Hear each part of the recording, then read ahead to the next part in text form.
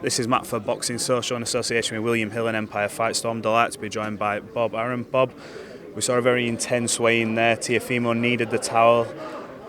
What do you make of that Teo's come and needed the towel after moving up in weight? Do you think that's a sign that he struggled? Well, it certainly showed that it wasn't easy for him to make weight, right? I mean, to make weight, because you have to take off your underclothes, shows that it hasn't been easy to make weight. But I think he looked fit and ready. He didn't look emaciated. So, I think he's going to be in great shape for the fight. How big a factor is the mental aspect coming into this? Because Josh Taylor and Teofimo, they're both coming off after sort of unconvincing performances where they both received a lot of criticism after the fights. Is this fight come down to who's in the better mental capacity coming into it? I think both are. They helped each other by exchanging all this trash talk.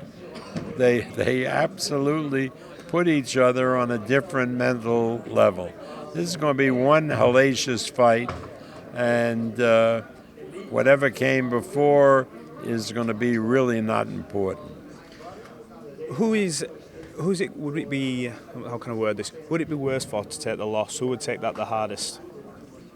I think they each would, I mean, these are very prideful athletes, top athletes, and the loser is going to be devastated and the winner is going to be elated. But that's true in many instances where you have a competitive fight.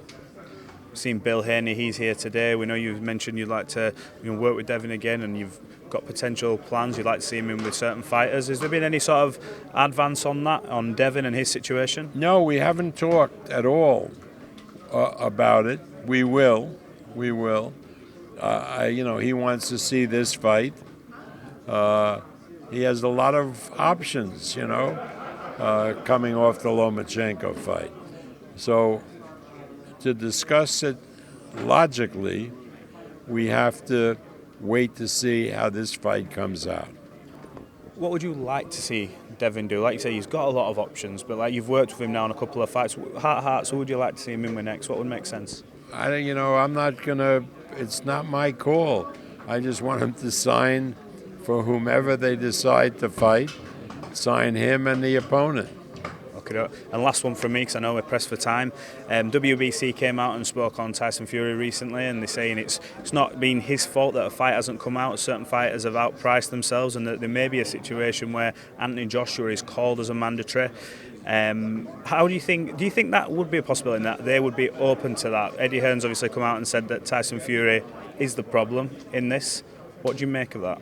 Well, you can't listen to anything Eddie Hearn says. You really can't. Because I don't know who's a problem, who's not a problem. I think when you look at Anthony Joshua, why would he want to fight Tyson Fury now when he can wait for hopefully the Saudi money in the winter and fight Wilder? This is a business for them. So all this stuff, he's afraid, he doesn't want to. I blame him. I don't blame anybody. Everybody's in it to make the best business deal they can. And as far as Joshua is concerned, that probably is waiting for December and fighting Wilder. And as far as Tyson Fury is concerned, I think he should have a fight early September when people come back from vacation, and then get ready to fight Usyk this winter. Absolutely. Well, look, Bob, appreciate your time. Thanks for talking to Boxing Social. Catch up again soon. Thank you.